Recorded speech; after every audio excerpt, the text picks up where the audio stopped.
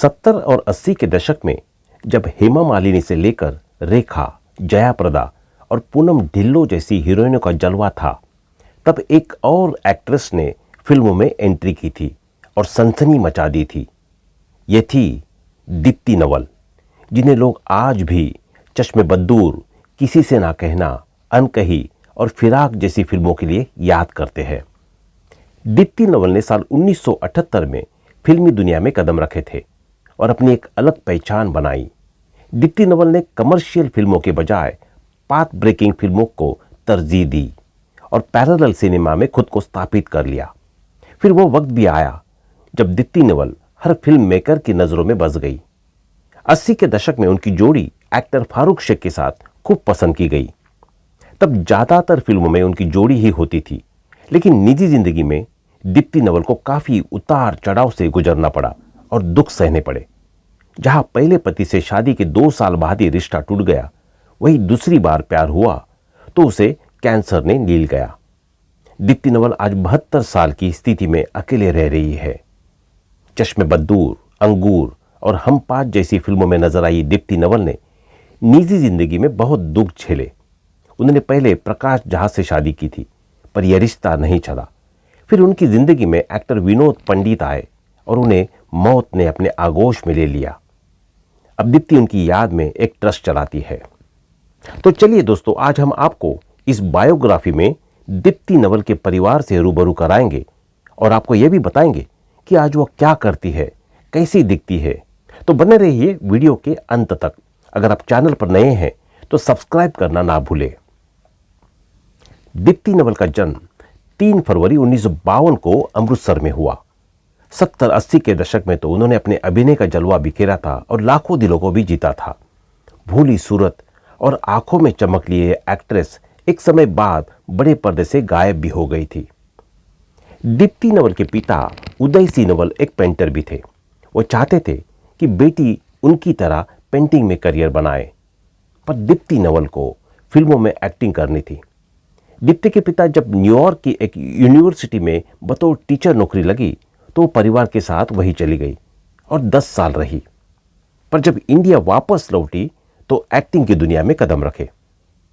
दीप्ति नवल ने 1978 में श्याम बेनेगल की फिल्म जुनून से एक्टिंग का डेब्यू किया। इसके बाद वो चश्मे बद्दूर में नजर आई और फिर पीछे मुड़कर नहीं देखा। इसी फिल्मी सफर में दीप्ति नवल की मुलाकात डायरेक्टर प्रकाश झा से हुई और फिर दोनों को प्यार हो गया। साल 1985 में प्रकाश झा और दीप्ति नवल ने शादी कर ली और कुछ साल बाद उन्होंने एक बेटी गोद ली जिसका नाम दिशा झा रखा गया। प्रकाश झा और दीप्ति नवल ने लव मैरिज की थी, पर इसके बावजूद उनकी शादी 2 साल बाद ही टूट गई और फिर 15 साल बाद उन्होंने तलाक ले लिया। दीप्ति नवल ने इस बारे में दिए इंटरव्यू में बताया था कि उनका और प्रकाश झा का कभी झगड़ा नहीं हुआ, लेकिन तब उनके अलग अलग रास्ते थे। दीप्ति नवल ने कहा था कि वह एक्टिंग की वजह से न्यूयॉर्क से इंडिया आई थी। अपने इसी करियर के खातिर वो मुंबई रुक गई और प्रकाश झा दिल्ली चले गए। प्रकाश झा ने शादी को हमेशा ही अहमियत दी, पर एक्ट्रेस के मुताबिक उन्हें इसकी अहमियत काफी देर से समझ आई।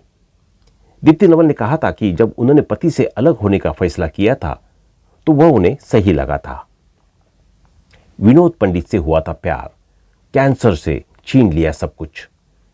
जब दीप्ति नवल पति प्रकाश झा से अलग हो गई तो उन्हें एक्टर विनोद पंडित से प्यार हो गया। विनोद से उनकी मुलाकात टीवी शो थोड़ा आसमान के दौरान हुई थी। इस शो में विनोद पंडित दीप्ति नवल के पति के रोल में थे। साथ काम करते हुए दीप्ति नवल को विनोद पंडित से प्यार हो गया।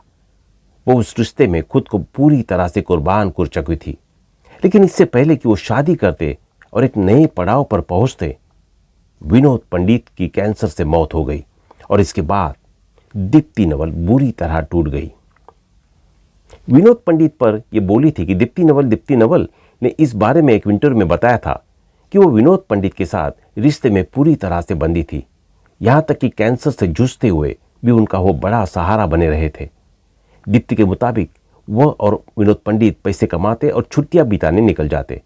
वो दोनों शादी करने से डरते थे क्योंकि उन्हें लगता था कि कहीं रोमांस खत्म ना हो जाए, और इसी डर से विनोद पंडित और दीप्ति नवल ने शादी नहीं की थी। पर मौत ने दीप्ति नवल और विनोद पंडित का रिश्ता तोड़ दिया। बॉयफ्रेंड की याद में बनाया ट्रस्ट और इन लड़कियों को की मदद। दीप्ति नवल अब 72 साल की हो चुकी है और अकेले जिंदगी बिता रही है। वह अब एक पेंटर और फोटोग्राफर भी है। इसके अलावा वह दिवंगत एक्टर और बॉयफ्रेंड विनोद पंडित के नाम से एक चैरिटेबल ट्रस्ट भी चलाती है।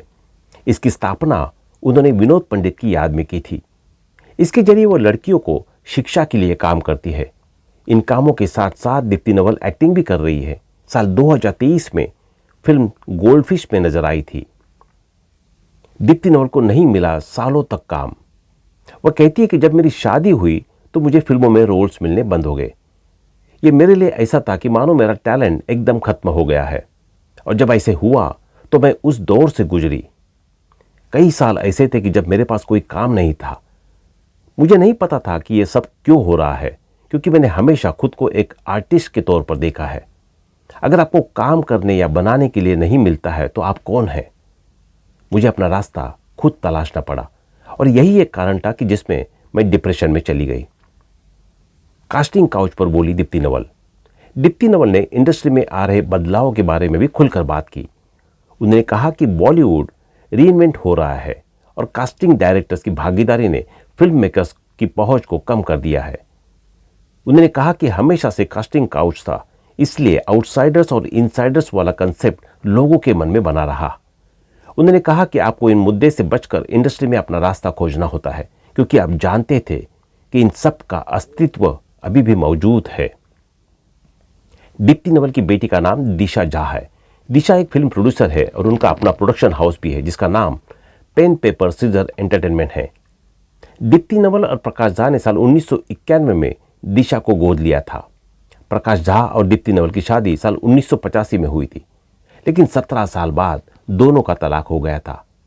तलाक के बाद भी दीप्ति और प्रकाश अच्छे दोस्त बने रहे। दिशा अपने पिता की फिल्म राजनीति में कॉस्ट्यूम सुपरवाइजर के तौर पर काम कर चुकी है। दिशा का अपना प्रोडक्शन हाउस है जिसका नाम पेन पेपर सीजर एंटरटेनमेंट है। इस बैनर हाउस के तले वे कई प्रोजेक्ट्स का निर्माण कर चुकी है। दोस्तों, आज के लिए बस इतना ही। मिलते हैं अगली वीडियो में। तब तक के लिए जुड़े रहे हमारे चैनल के साथ। कमेंट में बताना ना भूले कि आपको दीप्ति नवल की कौन सी मूवी और गाने सबसे ज्यादा पसंद है। धन्यवाद। और अगर आप किसी अभिनेता या अभिनेत्री के बारे में जानकारी चाहते हैं तो कमेंट करना ना भूलें।